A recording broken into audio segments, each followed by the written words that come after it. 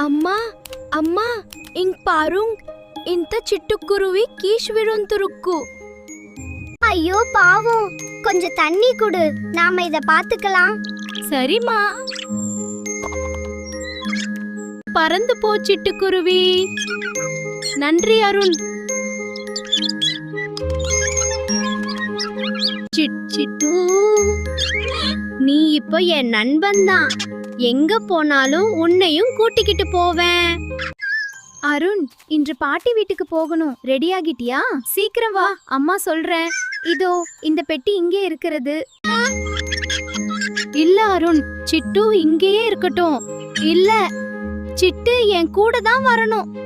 சிட்டுக்குருவி, நான் உன்னை பாதுகாப்பாக கொண்டு செல்கிறேன். அது என்ன பையா? இது என் சிட்டு, நாம் வளர்த்த பறவை. நண்பன் அப்படின்னா அதுக்கு சுதந்திரம் கொடுக்கணும் தானே? ஆனா பாட்டி, இது என்ன விட்டு போயிடும்ல?